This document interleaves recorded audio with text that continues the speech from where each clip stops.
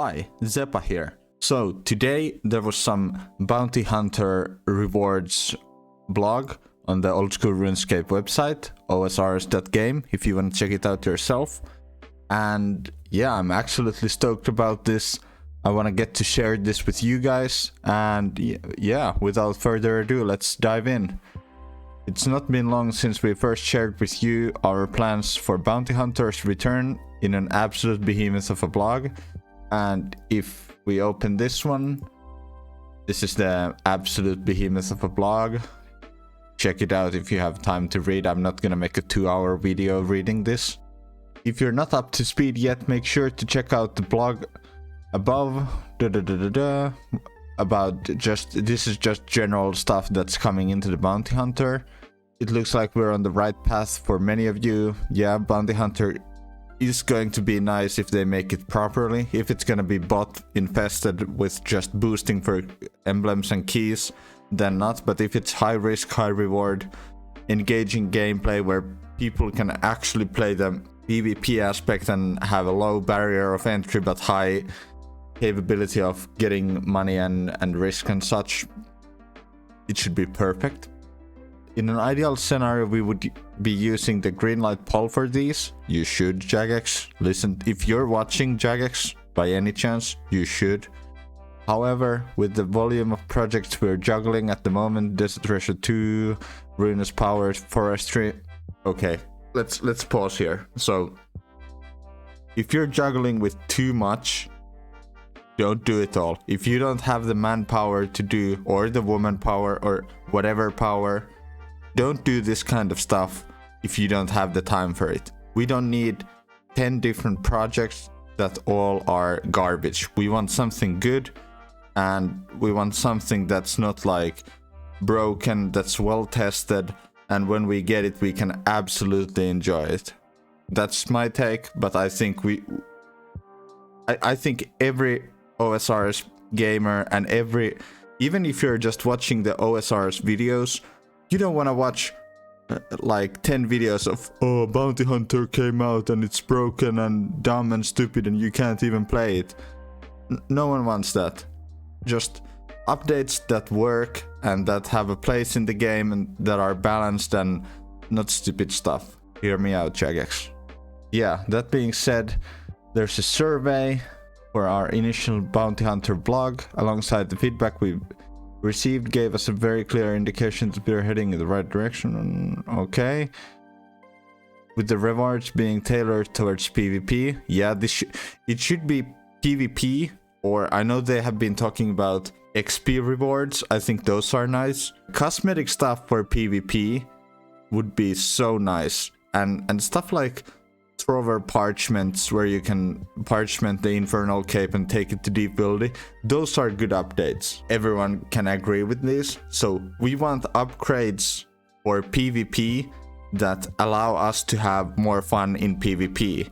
We don't want, like, for most of the Ironmen, they don't want to do Bounty Hunter for 400 hours and just die constantly to get an upgrade for PvM. No, that's not the case. We want upgrades for PvP, so PvP can be more fun and engaging. Of course, all of these rewards should be placed into a beta and locked into a later date, so none of these rewards will be entering old school before you've had a chance to vote on them and experience them, experiment with them. Okay, I'm fine with that. With all that said, let's dust off a set of old favorites to figure out exactly how we should handle them. Okay, so we're starting with Ancient Warriors equipment, and these are, yeah, it even says here from left to right, Morrigan, Zuriel, Vesta, and Statius. These gears and these weapons can be used in LMS. These can be used in the past Deadman mode worlds, okay, or some of them. My experience is that the javelins that you can throw, or the throwing axes, are very good. The staff is very accurate. Vesta longsword is just busted, and the Statius Warhammer, it's like a one-handed Elder Maul with the spec attack. So yeah, it's pretty good. Those of you who played since 2008 release of PvP worlds, or played during the certain Deadman mode seasons, or partake in LMS these days will likely have some kind of familiarity with these infamous offerings. Okay, so these are tier 78 armors and weapons aiming to pack a mean punch in PvP. First of all, I like these, but there's a few problems. If these are way too easy to obtain, it feels dumb to have PvP only weapons and armor and then PvM only weapons and armor. We shouldn't split the game. If you go watch, let's say you go on Twitch and you pick a PvP PK streamer who goes to deep wildy, let's say Dino, you want to see him use crystal armor, you want to see him use Mazori, you want to see Torva, you want to see, oh, this guy is bringing harmonized stuff, oh, this guy is bringing Voidwaker, AGS, Dragon Claws, you know, the meanest combinations, like the most GP. You don't want to have a PvP only set that's worth like 20 mil and then everyone has it. I think it undervalues the other gear, so it shouldn't replace it, but I think this should be very rare, high risk, incredibly powerful gear that's a bit like a glass cannon. That's my case, or that's my take on this. So like high damage, low defense, either you blow someone up or you lose absolute bank. I think that's like a good way of thinking it. I don't think the armor should be for one defense, but I feel like the weapons should be good without the armor as well. Okay, let's see. So yeah, it says Morrigan's throwing axes, Zuriel staff, Statius Warhammer, and yeah, that's all the weapons. Are still able to absolutely decimate anybody in their receiving end. Some of the armors look a bit less exciting when stacked against some of our recent OSRS offerings. For example, Statius set has a cross bonus far below Inquisitor. Yeah, but I feel like that's how it should be as well. I don't think the PvP armor should be the most, like, the highest damage, the highest defense, the highest everything. Yeah, it's hard to balance this out. Okay, and yeah, the Morrigan set has less range bonus than unfortified Mazori alongside 0 range strength. Oh, that sounds pretty garbage, to be honest. What we'd like to hear from you is whether we should spend time looking over these stats and tweaking Ancient Warriors equipment to be best in slot gear for PvP. I don't think it should be best in slot unless it's best in slot damage with incredibly high cost, or whether their identity is better suited to being almost best in slot but significantly cheaper. Yeah, let's not do that, at least in my opinion. Making them more accessible and giving more chance to experience the raw power of these ages old armory. Yeah, I'm gonna say no. This might be a hot take, but I'm gonna say a no to this. Throughout the years and across iterations, Ancient Warriors equipment have seen a handful of approaches to things like tradability, degradation, and disbehavior. On our survey, we asked you how do you feel about charging these offerings with large quantities of GP, with the GP lost to whoever killed you, similar to how Vesta Blighted Longsword works in target worlds. Yeah, I think the raw GP is kinda... Yeah, I'm not a huge fan of it. It's a good way to add risk, but it's kinda boring to just pump GP into the weapons. Yeah, well, I suppose. I have no alternative, so I can't say like, oh, they should do it like this, but I'm not a huge fan. You responded overwhelmingly positive to this suggestion, so we'd like to propose that these offerings would be untradeable, permanent unlocks that require a big chunk of coins to be usable in PvP combat. To get another temperature check on how you feel about this approach, we've included a question on this survey. Next, let's talk about corruption. The corruption. Okay, yeah, I'm leaving that in. I haven't just had a stroke or something. Each piece of Ancient Warrior's equipment has a corrupt tier 20 variant, packing a punch far beyond anything else at the same bracket. So tier 20 should be like 20 attack, like isn't tier 75 like 75 defense or 75 attack? Okay, yeah, let's move on. These corrupt alternatives also proved popular among surveys respondents, many of whom were excited at the prospect of firing up post-built 20 defense accounts to get stuck in Bounty Hunter. We'd love to offer these up for all of you. Variety is the spice of life after all, and we'd love to see some expanded build diversity within the Bounty Hunter creator. Yeah, I think... Okay, so let's go back a bit. I remember when TOA came out and the Fang of Osmantan, or Osmantan's Fang, came out as well, and it was busted. It was so good at the start. Many pures went from 75 attack to 82 because they wanted to use the weapon, and then they nerfed the weapon, and the pures were like, oh, I ruined my account for this nerfed piece of hot garbage. So let's say you have a pure and you go 20 defense on your pure to make an account for Bounty Hunter, and then Bounty Hunter goes dead because of bad updates. Yeah, not a good thing, Jagex. Let's not go that road.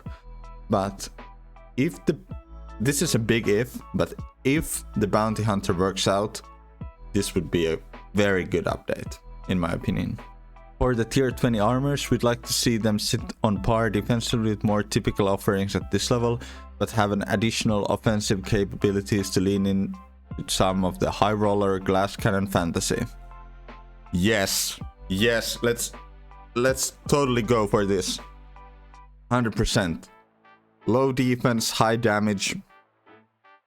Risk a bill, go rush people, get anti-PK'd, lose everything. That's fun for the guys getting PK'd. That's fun for the guys PKing. That's fun for everyone. Let's do it. 100%. Let's go for this. Glass cannon, PvP gear. I'm down. Okay, that's enough for these dusty old antiques for now. Let's see. Bounty Hunter exclusive weapon imbues. Our initial pitch for these was simple enough. Imbues for iconic weaponry, usable only within Bounty Hunter, to help them keep up their modern counterparts, with the aim of seeing a wider spread of weaponry in use, so that on days when you just feel like using a Dragon Longsword, you can. Yes. Okay, so like I said about the Trover parchments, whatever you call those, you can bring an Infernal Cape to deep buildy, not lose it. It's fun. You can now bring a Dragon Mace, Debo, something, Dragon Dagger, Dragon Longsword, and have fun with it. Sounds good. But corruption should be something that costs, or there should be a downside, or cost to use, or you gotta have this, charge it with emblems or something, you know, do something about it. So it's not like, oh yeah, just have nothing to risk, and there's every bot is having corrupted weapons and them being very OP. We likely wouldn't be looking to display staples like the Dragon Dagger, but instead offer you a bit more choice when gearing up and picking a weapon of your choice down in the crater. This could be in the form of tweaking accuracy, strength bonus, or multipliers and special attacks on any number of weapons. Yes, Jagex. Chef's kiss. Awesome. Let's go for this.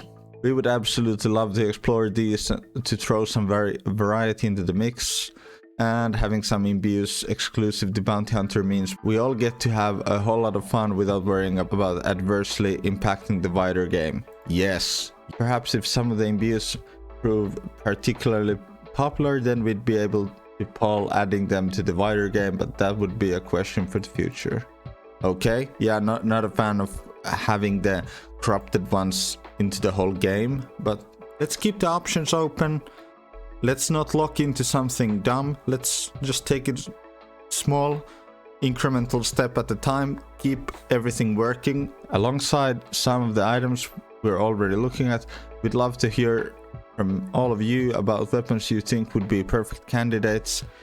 for adjustments like this, as well as how you'd like to see them adjusted. Perhaps if you'd like more accurate Dragon Dagger special attack, or harder hitting Dragon Mace, or a higher Dark Bow damage cap, or a louder Armadillo crossbow special attack. No, this special attack is loud, it's eerie, it blows your ears off if you have sound on. Let's not have it. While there's always room for more, and we remain open to suggestions, we've got our sights on a few beta candidates at the moment. Dark Bow, Dragon Mace, Dragon Longsword, a Heavy Ballista, Barrel Just Anchor. I've got a suggestion here. Granite Weaponry. We have the Granite Sword, absolutely useless for 50 attack accounts. The Granite Hammer, absolutely useless. Like, obviously you have to use those if you're 50 attack, but those weapons suck. Granite Hammer could be like a higher attack variation of the Dragon Warhammer. It could be like a bonk and just smacks you. That's my take. Improved consistency, accuracy, strength bonus for some spicier KOs. Special attack costs for more combo variety, or even special attack mechanics like adjusting how damage is rolled. That's just finer details. I'm fine with everything. I think even in TOA, the third raid of old school RuneScape, it's nice to have the adrenaline potion that halves your spec attack. It's super nice. Just tweak everything. I think the wider range of mechanics we have, the wider range of fun we can have. Just keep the balance. If you would like us to develop some of these for use in an upcoming beta, we'll be able to lock in specific weapons in future polls before they make their way to Bounty Hunter proper. That's nice. There's not really much more to say on these. Combat XP and minus XP lamps. Minus XP lamps, it's a bit weird. People who have ruined their pure and then leveled it up to the next bracket are gonna have PTSD seeing the minus XP lamps, but hey, I'm not against that. That's good. Combat XP, all the mini games, usually you can buy XP with the rewards. I'm fine with that. I don't mind. And it even says here you can stock up and just jump from 50 to 75 attack by PKing. Yeah, I think that's fun. Let's do that. I have nothing against that. I'm gonna skim through this because this is gonna be a way too long video if I don't. Minus XP lamps, yeah, that would be nice. If they're reasonably balanced, I'm fine. Let's do it. On to the best part. Cosmetics. Hunting your fellow players for rewards in a violent blood sport is fun and all. Is it even worth doing if you're not doing it in style? No, it's not worth doing if you're not doing it in style. You can already see the weaponry on the screen. I goddamn love this. Okay, let's open this as a big image. Like, let's just take a look. Like, I know the white background looks horrible here, but oh my god, does this look good.